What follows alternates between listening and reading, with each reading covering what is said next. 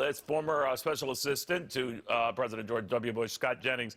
Scott, what do you make of all of this? Well, I think it's a political bombshell. The Democrats want this to be a clean issue. You know, the Trump team is incompetent. The Trump team doesn't tell the truth. The Trump team does things wrong. But every day we're learning from the Farkas clip, from this Susan Rice revelation today, that the Obama senior management team in national security circles was not immune to having extremely terrible judgment. If this lands back in Susan Rice's lap, oh my gosh, what a bombshell this will turn out to be. And I wonder, Neil, is this going to mean we're going to see Obama people in the chair being deposed by congressional committees? The Democrats want all these investigations of Trump people, but now it may be that some Obama people may need to be in the chair to answer for some of the things they apparently did when they were in office. That's the quickest way these hearings go away, if that's the event. But let me ask you, Scott, about stepping back from this, what the difference is between being surveilled and, as the president alleged a couple of weeks ago, that he was actually tapped, his phones were tapped directly by President Obama. Yeah, this does not necessarily make his tweet true.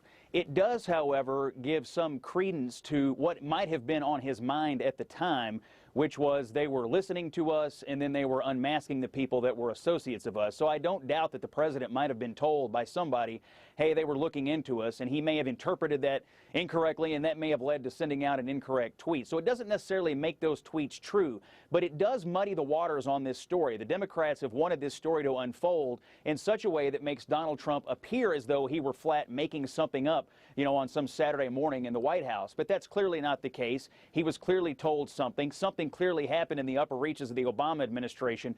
That's going to muddy the waters, and it's going to stop Democrats from being able to portray Donald Trump in the way they wanted to when this story started. You know, James Comey, the FBI, apparently, and you heard the stories, had enough intelligence to believe that the Russians were, you know, mucking around in our election last fall.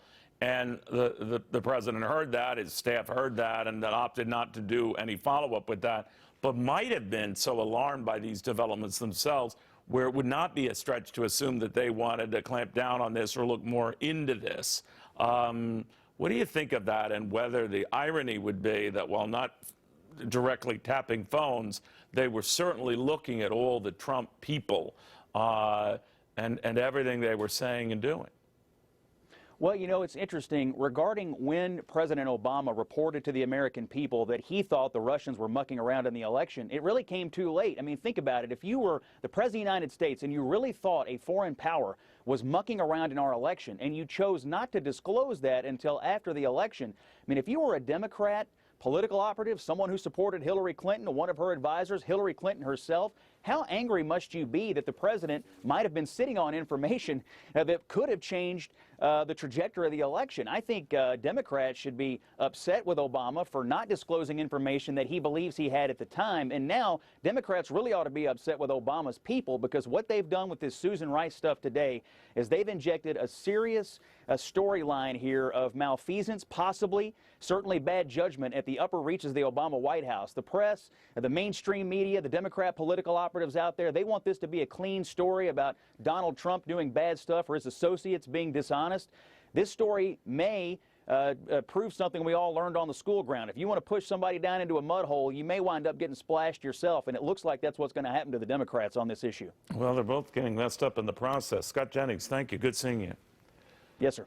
All right, President